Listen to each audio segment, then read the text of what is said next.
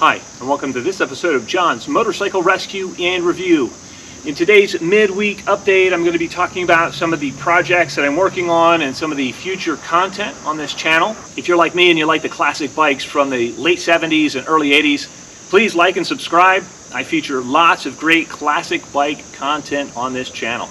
I've got a lot of great 80s muscle bike content coming up here, and I'm really stoked about the videos that are in the works. One of the videos that I'm going to be doing is I will be comparing Yamaha's 1986 FJ1200 to Yamaha's 1980 XS1100. This comparison is really going to highlight the technological progress that was made in a very short amount of time in the mid-80s. I'm going to take these bikes out and ride them back to back. We'll talk about the specs on the bikes, the historical significance, and the performance that they had, not only in comparison to one another, but in comparison to the rest of the motorcycling world at the time of their debut. I will also be comparing the FJ1200 to some of the other muscle bikes in the garage from the early 80s, including Suzuki's GS1100E and the Kawasaki Eliminator.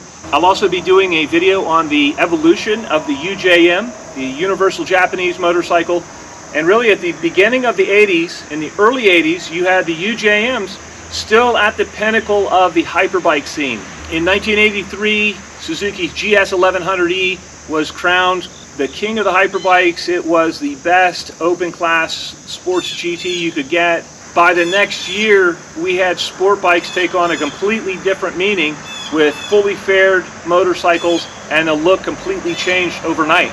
And likewise, we had bikes like the Kawasaki Eliminator, Yamaha's VMAX, the Honda Magnas, and the Suzuki Maduras taking performance bikes in a different direction as well. So you had the sport bikes, you had the muscle cruisers, but we'll talk about the evolution of the UJM, how it split into two different categories in the early 80s. In 1984, really, that was the starting year for that, and it went into the specialized motorcycles. The concept of performance riding was changing very, very quickly in the mid-80s. As always, I hope you found this video entertaining and informative, and until next time, enjoy the ride.